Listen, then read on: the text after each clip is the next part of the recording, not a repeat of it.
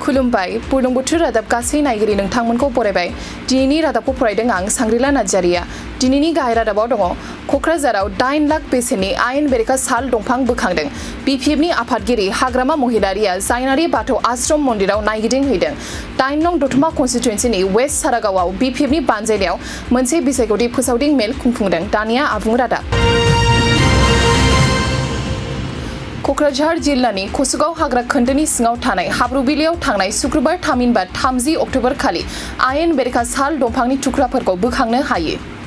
मिथिनो मोननाय बादिब्ला मोनसे सङालि सुलुंनि बिथायाव 31 थाकामपुर एसएसबीनि एन्टि करापसन आरो क्राइम इनभेस्टिगेसन, मिरु रेन्ज आरो सानपान रेन्ज हाग्रा बिफाननि मावफारियानि जुथाइ हान्जाया संदाननाय हाबाफारि लानायनि गेजेरजों गोबां बिबांनि साल दंफांनि थुख्राफोरखौ बोखांनो हायो।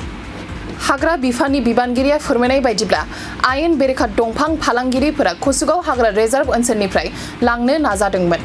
हमनो हानाय दंफांनि बेसेना बाजाराव 8 लाखसो जागौमोन होननानै मिथिनो मोननाय जादों। अदेबानि बे जाथायनि लोब्बाजों रावखौबो हमनो हायाखै होननानै मिथिनो मोननाय जादों।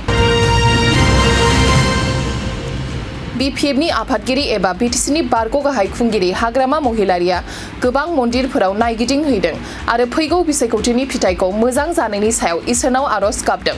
जानो गोनां बिटिसि बिसायख'थियाव बिपिएफ दोलोआ मोन 28 मासि लानानै देरहासार जानानै ब्रैथि खेबनि थाखाय फिन खेबसेबाव सरकार दागोन होननानै बुंथियो।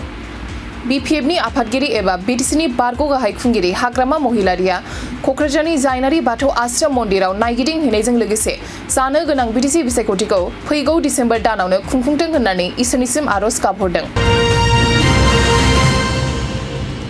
8 नं दतमा कन्स्टिटुएन्सि बिपिएफनि बानजायनायाव दिनै थामहिनबा 31 अक्ट'बर खालि वेस्ट सारागावआव मोनसे गिदिर बिसायख'थिनि फोसावदिं मेल खुंफुंलाङो। बे मेलाव गाहाय आलासि महरै नुजाहैदों बिपिएफनि आफादगिरि एबा बिटिसिनि बारग' गाहाय खुंगिरि हाग्रामा महिलारिया आरो बेजों लोगोसे आसामनि सिनेमा जगतनि फेस्ला फावखुंगुर बिपुल राभा। 8 नं दतमा कन्स्टिटुएन्सि बिपिएफनि बिजाथि मानगोनां प्रकाश बसुमतारीजों लोगोसे गोबां गुबुन गुबुन बिबानाव थानाय बिबानगिरि बिथांमोनाबो नुजाथि होयो। दिनैनि रादाबा एसेनोसै। आरोबाव फैफिनगोन जों गोबां गोदान रादाबखौ लानानै। गोजोन्थों।